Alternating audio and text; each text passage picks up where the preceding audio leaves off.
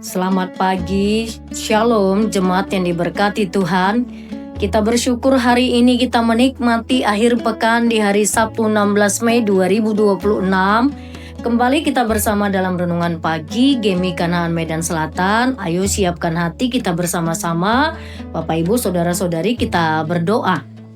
Terima kasih ya Tuhan untuk anugerah-Mu di hari yang baru ini. Kami sungguh bersyukur, kami bersuka cita karena kami menikmati hari ini. Kembali kami akan mendengarkan kebenaran firman-Mu. Biarlah kami terus bertumbuh di dalam kebenaran-Nya.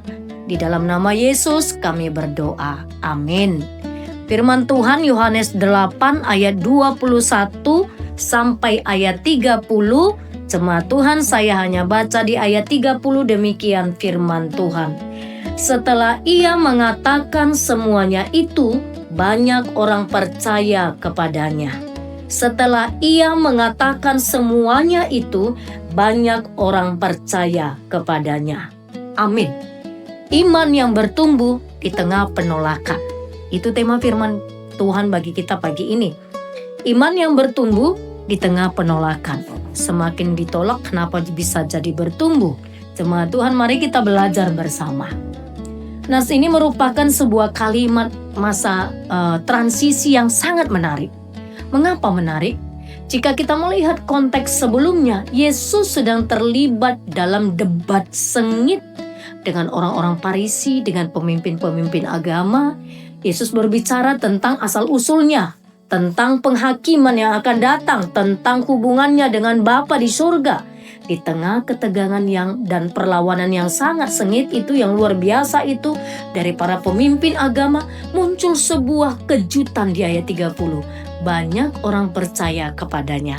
Itu sebabnya tema firman Tuhan pagi ini, iman yang bertumbuh di tengah penolakan.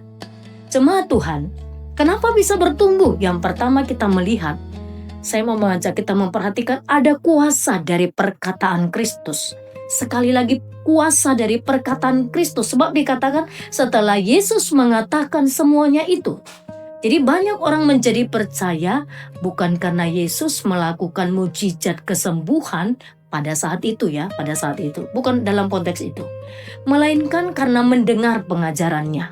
Jadi iman timbul dari pendengaran akan firman Kristus. Seringkali kita mencari tanda-tanda yang ajaib, mujizat untuk kita percaya.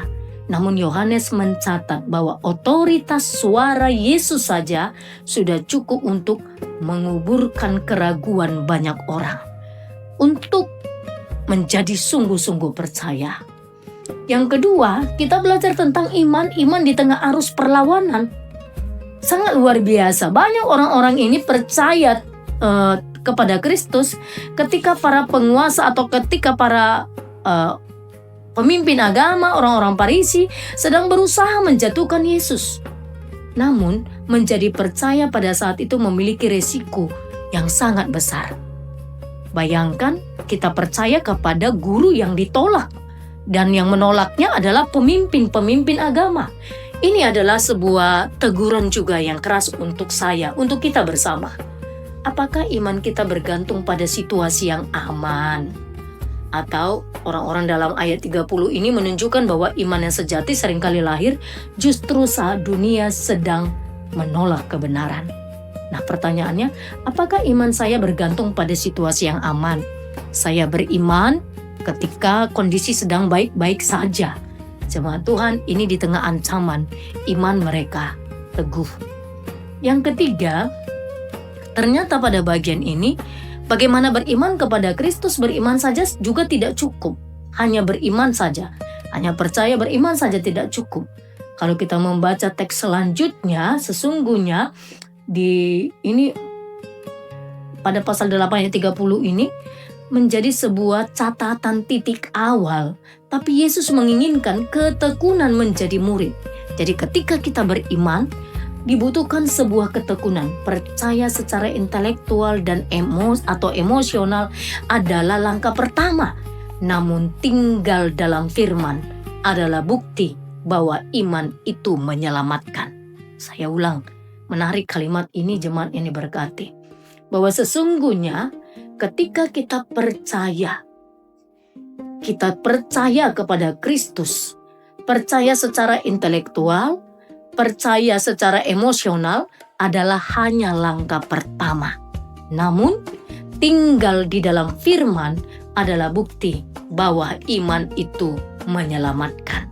Jemaat Tuhan, selamat menghidupi iman yang bertumbuh di tengah penolakan dunia ini. Amin. Kita berdoa. Terpujilah Engkau Tuhan Yesus Kristus, Tuhan dan Allah kami yang hidup. Sungguh kami bersyukur kepadamu pada pagi hari ini. Mampukan juga kami untuk memiliki telinga yang peka terhadap suaramu di tengah kebisingan dunia ini. Biarlah iman kami tidak berhenti hanya pada kata percaya, tetapi harus bertumbuh menjadi murid yang setia dan tinggal di dalam firman-Mu. Segala kegiatan kami, aktivitas satu hari ini kami serahkan kepadamu, supaya kami benar menjadi saksi Kristus yang nyata, bukti dari iman kami. Di dalam segala profesi yang Tuhan berikan kepada kami, apapun itu Tuhan, biarlah kami memperlihatkan bahwa kami adalah bagian dari orang-orang yang Tuhan sudah tebus dengan darah-Mu yang mahal, yang telah menerima keselamatan dan menghidupi kebenaran firman. Kami menyerahkan anak-anak kami di dalam segala jenjang pendidikan mereka. Tuhan yang memberkati, anak-anak kami tumbuh di dalam kebenaran firman-Mu. Anak-anak kami menjadi anak-anak yang cerdas, yang hebat, anak-anak yang berkemenangan di dalam Engkau. Biarlah kami sebagai orang tua patut menjadi teladan iman, memberikan pesan moral lewat perbuatan yang konkret, supaya anak-anak kami terus bertumbuh di dalam kebenaran.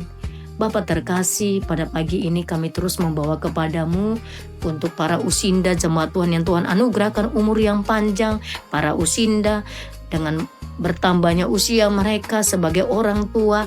Bapa yang baik, bertambahlah sukacita, berikan kesehatan yang cukup, hati yang melimpah dengan rasa syukur.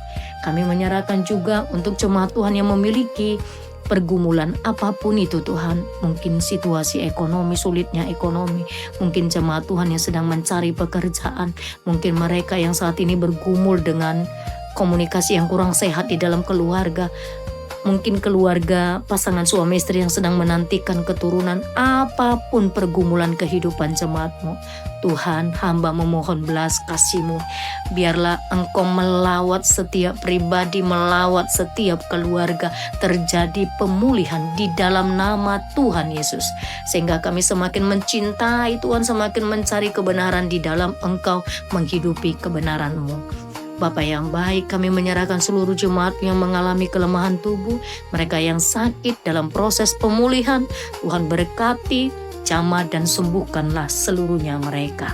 Bapa, pada pagi hari ini juga kami menaikkan syukur kepadamu atas salah seorang jemaat Tuhan, Inang Repina Borusinambela, hari ini genap berusia 41 tahun. Terima kasih, hari ini dia berulang tahun yang ke-41. Berkatilah kesehatannya Bapa di dalam nama Tuhan Yesus. Berikan kesehatan yang sempurna. Engkau memberkati sebagai istri, sebagai ibu bagi anak-anaknya. Bertambah umurnya, bertambahlah cintanya kepada Tuhan. Terima kasih Bapa yang baik. Berkati seluruh pelayanan kami di GMI Kanaan Medan Selatan, agar semakin hari pelayanan kami semakin melihat kemuliaan Tuhan. Di dalam nama-Mu kami berdoa. Amin.